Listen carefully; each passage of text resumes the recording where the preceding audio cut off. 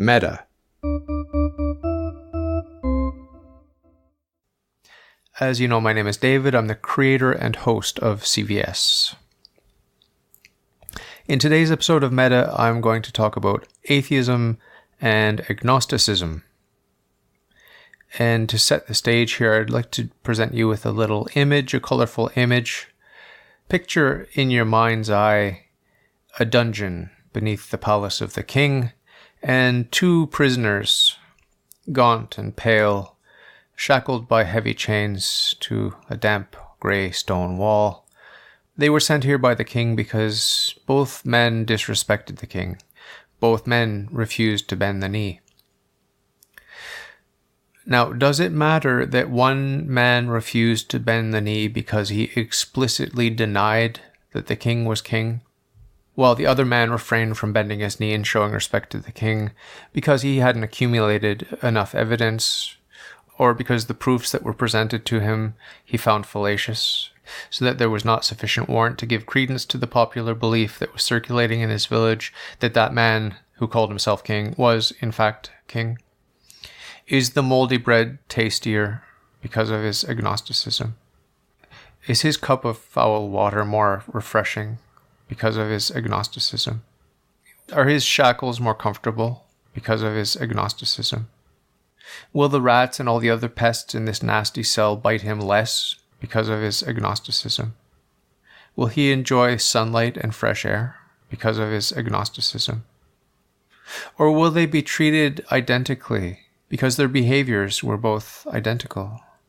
Neither bent the knee. They both refused to bend the knee to the king. Atheism and agnosticism are the same. They're one and the same. It's one lie. It's always the same lie. God is not God. Hidden in the heart of the agnostic is atheism, and hidden in the heart of the atheist is agnosticism. The atheism is there to give them carte blanche for sin, so they can indulge in their sensual pleasures like an animal. Daddy's not watching because Daddy does not exist. And the agnosticism is there to deflect any serious questions or inquiries which might prompt them to seek the truth and to recognize truth, to seek the good and to recognize the good. The God-man Jesus Christ gave up his will for God, and the atheist does the same thing, but not in the same way, not for the same reason. Jesus Christ did it out of love and obedience, and above all, to show an example to us of how we should love God the Father, how we can know God, love God, and serve God in this life in order to be happy with God forever in the next. That's why Jesus Christ gave up his will for God the Father.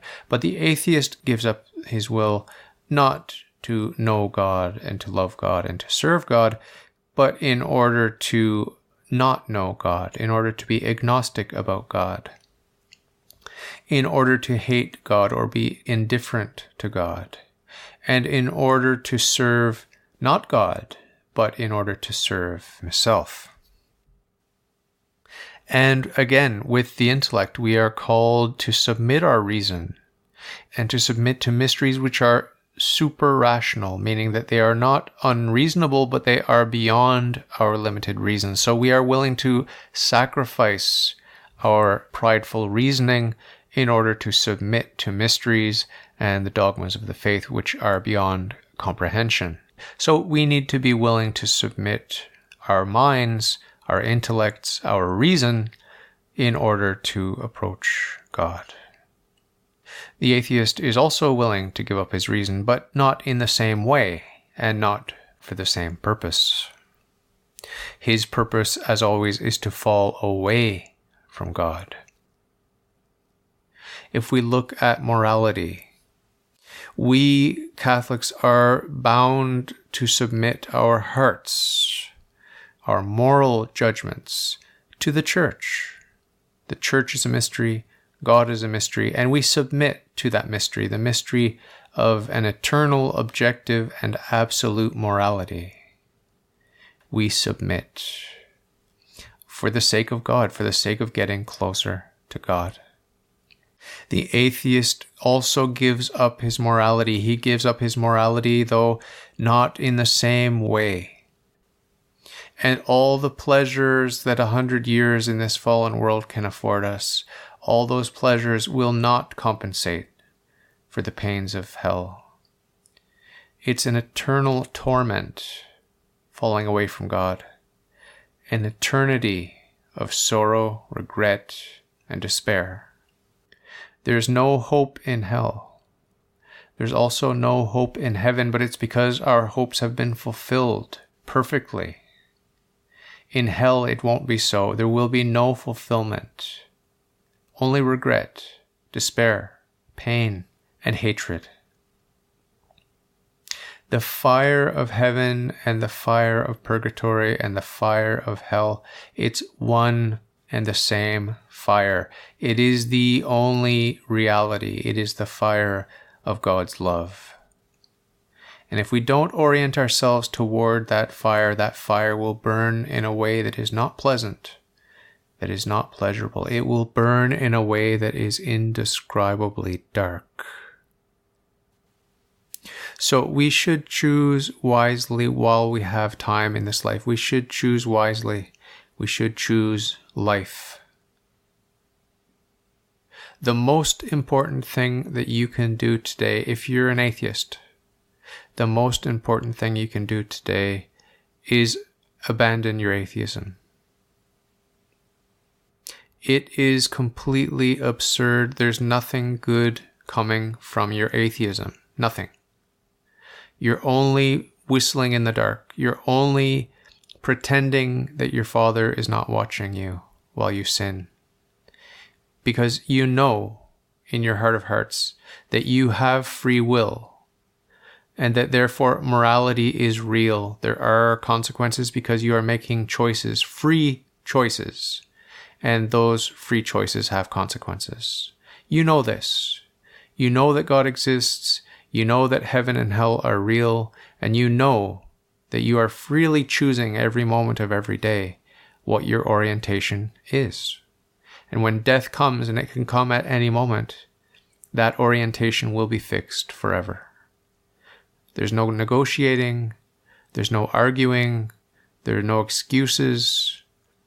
It will be set for all eternity. You have about 100 years to prepare for your death. If you haven't started, start now. There's nothing stopping you. You can start right now. It doesn't cost you 1 penny to drop your atheism, stop pretending that you don't believe in God.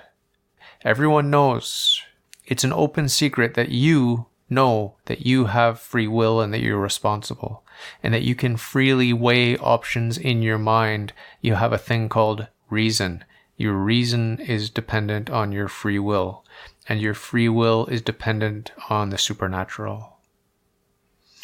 Every atheist knows that there is no free will without the supernatural.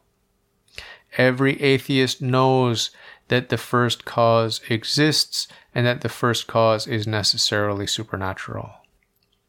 Every atheist knows this. You don't need a PhD. The problem lies not in the intellect. The problem lies in the will. What do you love? You need to get out of atheism today. I'm not asking you to go straight into Roman Catholicism. I'm just asking you to admit that God exists and that He loves you more than you love yourself, and that your petty little sins that you're so attached to are not worth it. They're not worth the pains of hell. They're not. You're lying to yourself. Put down your toys, go back to your Father, the giver of the gifts, and acknowledge the gifts He's given you. Thank Him for your life. Thank Him for the grace of conversion. Tell Him you love Him. And you'll see how gentle He is. He will not reprimand you. He will not embarrass you. He will not rub your nose in your most foul and disgusting sins. He will not. You've mocked Him. You've ridiculed Him. You've spat in his face. You've tortured him. He is so gentle and kind, so patient.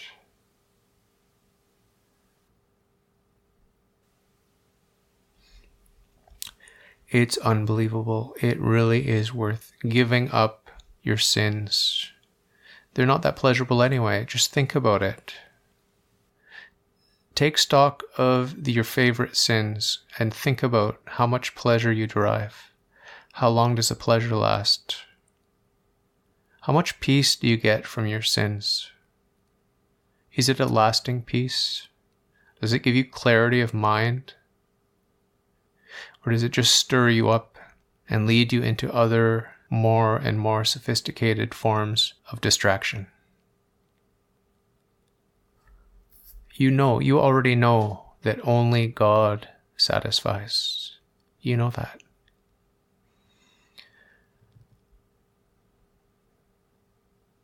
So I hope you'll turn away from your atheism today. And what I'm doing for you right now, you, the individual listening to this right now, what I'm doing for you right now is I'm upping the ante for you. Whether you like it or not, whether you believe it or not, I'm upping the ante. I'm raising the stakes for you, for your game. Your game just got more dangerous. Because you're listening to this, the stakes are higher.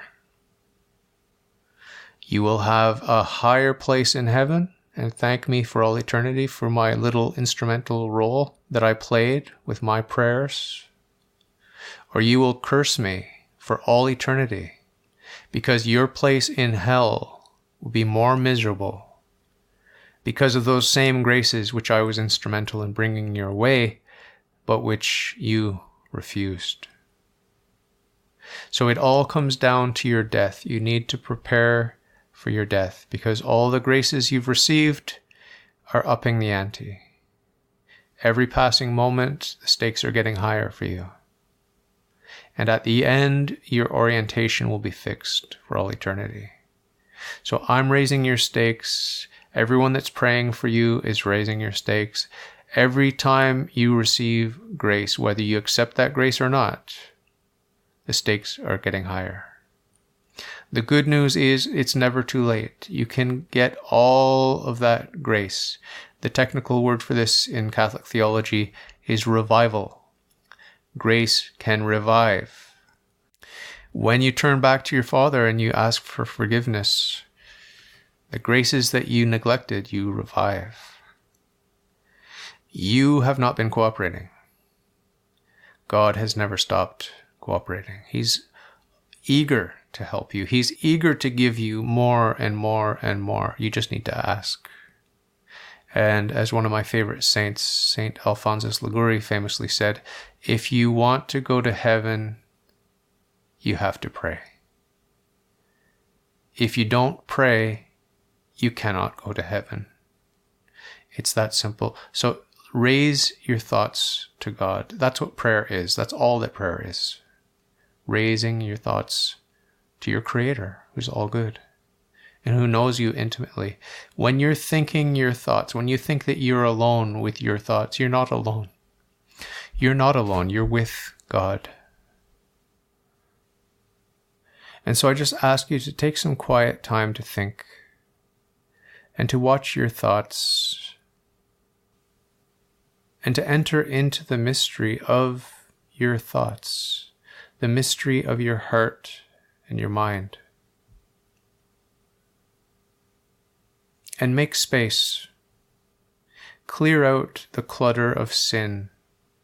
Make a firm resolution to never sin again. Ask for help. Cry out for help.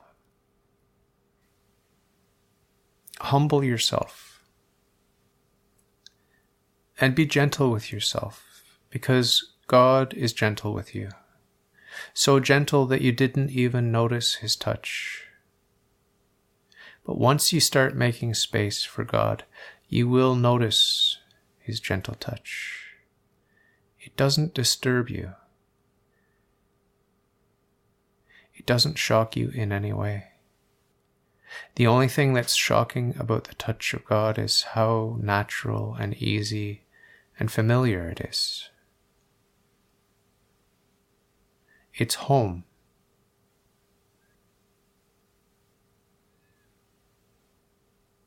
So I look forward to seeing you in heaven, if God willing, you make it there, and if God willing, I make it there.